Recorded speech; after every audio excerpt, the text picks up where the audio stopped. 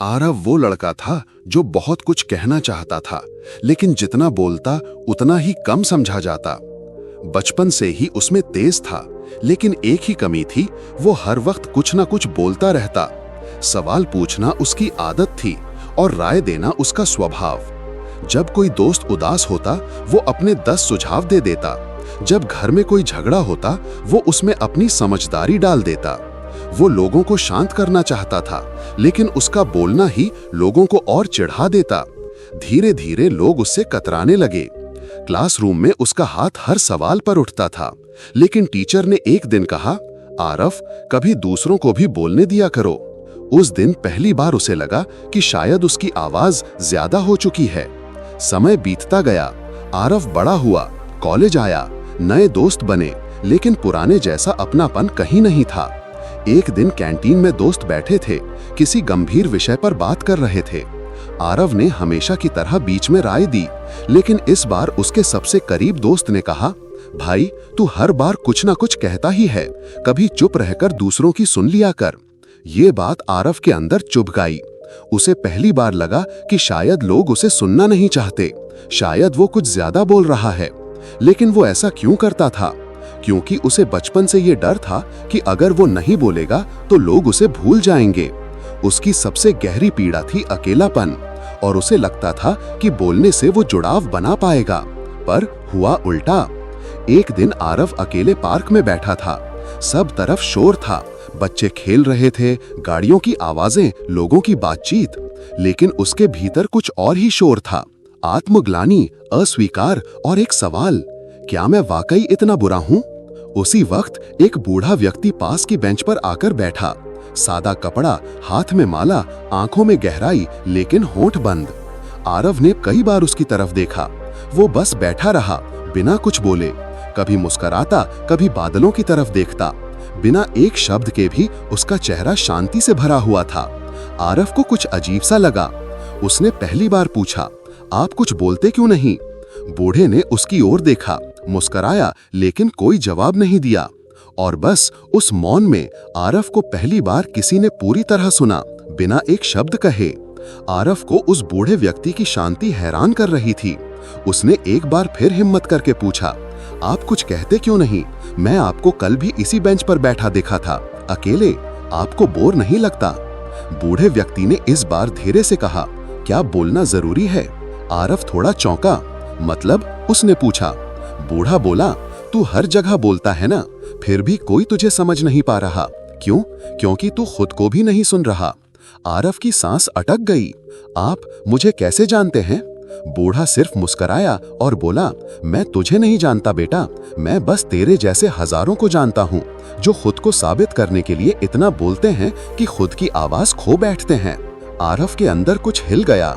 वो जानता था कि ये कोई साधारण इंसान नहीं, शायद कोई साधु, कोई ध्यान योगी, या कोई ऐसा जो जीवन को समझ चुका है। क्या आप साधु हैं? आरव ने पूछा।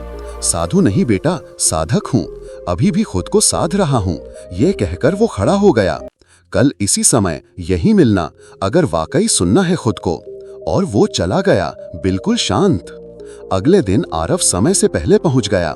बूढ़ा व्यक्ति आया। इस बार वह एक चटाई लाया था। बैठ जा, ध्यान करेंगे। आरव चौंका, मुझे ध्यान नहीं आता। तू बस चुप बैठ जा, कुछ मत कर, कुछ मत सोच, बस बैठ जा। आरव ने पहली बार खुद को जबरदस्ती चुप किया। मन भाग रहा था।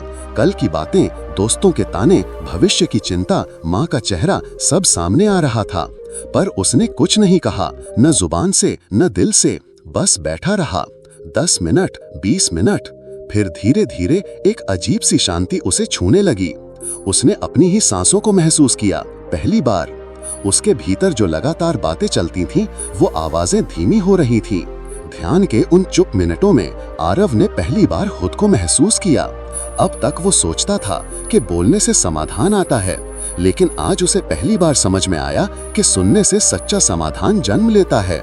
बूढ़े व्यक्ति ने ध्यान के बाद सिर्फ इतना कहा, आज तूने खुद को सुना, अब तुझे दूसरों को सुनना आना चाहिए। आरव ने पूछा, लेकिन मुझे क्यों हमेशा लगता है कि मैं चुप रहूंगा तो लोग मुझे भूल जाएंगे? बूढ़े ने गहराई से उसकी ओर देखा। क्योंकि तू अपने वजूद को लोगों की नजरों में टटोल रहा है, ना कि अपने भीतर। तू दूसरों के शब्दों से खुद को साबित करता है, लेकिन जिनके भीतर मौन होता है उनकी मौजूदगी खुद बोलती है। उस रात आरव देर तक सो नहीं पाया। वो सोचता रहा। अब तक तो उसने खुद को दूसरों की बातों से नापा। तारीफ मिली तो अच्छा लगा, ताना मिला तो टूट गया। लेकिन आज पहली बार उसे अपने भीतर से आवाज आ रही थी, और वो आवाज कह रही थी, तू जितना बोलता है लोग उतना तुझसे दूर हो जाते हैं। तू जितना सुनता है लोग उतना तुझसे जुड़ते हैं। अगले कुछ हफ्तों तक आरव हर रोज बूढ़े व्यक्ति से मिलने लगा। ध्यान में बैठता, शांत रहता, बोलने की आदत पर कंट्रोल करता। धीरे धीरे उसने बोलने से ज्यादा समझने पर ध्यान देना शुरू किया। दोस्तों की बातें सुनता, मुंह से कुछ नहीं कहता, सिर्फ मुस्कुरा कर जवाब देता। शुरू में लोग हैरान हुए, फिर धीरे धीरे लोग आरव से दिल की बातें कहने लगे। किसी को सलाह नहीं चाहिए थी, सबको कोई ऐसा चाहिए था जो सुन सके। और अब वही आरव जिसे कोई सुनता नहीं था, अब सबसे ज्यादा सुना जाने वाला इंसान बन रहा था। एक दिन आरव ने पूछा, आप हमेशा चुप रहते हैं, लेकिन फिर भी आपके पास इतने लोग आते हैं, क्यों? बूढ़ा मुस्कराया, क्योंकि लोग शोर से नहीं, शांति से जुड़ते हैं। इस दुनिया में सब बोल रहे हैं, लेकिन सबको एक ऐसा इंसान चाहिए जो सिर्फ सुने, बिना जज करे, बिना काटे। आरव चुप हो गया। आज उसके मौन में जवाब था, शब्द नहीं। कुछ हफ्तों बाद आरव ने बूढ़े से कहा, अब मैं लौटना चाहता हूँ, लेकिन इस बार कुछ अलग करके। बूढ़े ने केवल इतना कहा, याद रखना, अब तुझे बोलकर नहीं, जिंदा रहकर लोगों को दिखाना है कि तू बदल चुका है। जब तू अपने मौन में स्थिर होगा तो दुनिया तुझसे खुद बात करने आएगी। आरव ने प्रण किया कि अब वो किसी को प्रभावित नहीं करेगा, बस समझेगा। कोई बोलेगा तो सुनेगा, कोई चुप रहेगा तो मौन में साथ देगा। अब वो पुराने दोस्तों से मिला। पहले वो किसी की बात काट देता था, अब वो हर बात पूरी होने देता। पहले सलाह देने से नहीं चूकता था, अब कोई मांगे तभी देता। पहले वो सबसे आगे चलता था, अब वो पीछे रहकर भी सबके दिल में था। धीरे धीरे एक बदलाव सबने महसूस किया। लोग खुद आकर कहते, भाई तू पहले जैसा नहीं रहा, अब तेरे पास बैठने से सुकून मिलता है। एक दोस्त ने कहा, पहले तू बोलता बहुत था, लेकिन अब तेरी खामोशी भी बहुत कुछ कहती है। आरव मुस्कुरा दिया। अब उसे कुछ साबित नहीं करना था, अब वो था बस खुद। समय बीता। आरव ने एक छोटा YouTube चैनल शुरू किया, जहां वो बिना खुद दिखे हर हफ्ते एक छोटी प्रेरणादायक कहानी सुनाता। वो कहानियां लोगों के भीतर उतर जाती, क्योंकि उनमें शोर नहीं था, सच्चाई और सादगी थी। वो हर वीडियो की शुरुआत बस एक लाइन से करता, आज कुछ नहीं कहूंगा, बस सुनो अपने अंदर की आवाज। लाखों लोग जुड़ने लगे। कमेंट्स आते, आपकी बात नहीं, आपकी शांति दिल को छू जाती है, आपकी आवाज में खामोशी की ताकत है। और आरव जानता था, अब वो दिन आ चुका है। कई साल बीत गए। आरव अब एक शांत, स्थिर और गहराई से भरा हुआ व्यक्ति बन चुका था। अब वह बोलता था, पर तब जब बोलना जरूरी हो। अब वह सुनता था, पूरे दिल से, बिना किसी निर्णय के। उसकी मौन उपस्थिति ही लोगों को राहत देती थी। लोग कहते, जब तू पास होता है तो मन हल्का हो जाता है। और एक दिन वही बूढ़ा साधक फिर एक बार पार्क की उसी बेंच पर दिखा। अब उम्र ज्यादा थी, चाल धीमी थी, लेकिन आंखों में वही गहराई थी। आरव पास गया, बैठा, लेकिन कुछ नहीं कहा। कुछ देर बाद बूढ़े ने खुद कहा, अब तू समझ गया है, अब तुझे कुछ कहने की जरूरत नहीं। अब तेरा मौन तेरी सबसे बड़ी आवाज बन चुका है। अब लोग तुझे सुनते हैं क्योंकि तू खुद को सुनना सीख गया है। आरव की आंखों में पानी आ गया।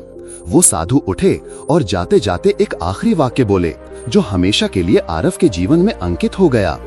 जिस दिन तू चुप रहना सीख गया, उसी दिन लोग तुझे सच में सुनना शुरू कर देते हैं, क्योंकि तब तेरे शब्द नहीं, तेरी उपस्थिति बोलती है। जीवन का सार, बोलना बुरा नहीं है, लेकिन बिना सुने बोलना तुम्हें दुनिया से काट देता है। इस भागती दुनिया को शोर नहीं, शांति चाहिए। जब तू खुद को सुनना शुरू करता है, तभी दुनिया तुझे सुनना शुरू करती है, क्योंकि सच्ची ताकत आवाज में नहीं, मौन की स्थिरता में होती है। अगर आपको ये कहानी अच्छी लगे तो चैनल को सब्सक्राइब करना ना भूलें और वीडियो को लाइक करें और अपने दोस्तों के साथ शेयर करें। मिलते हैं किसी और वीडियो में।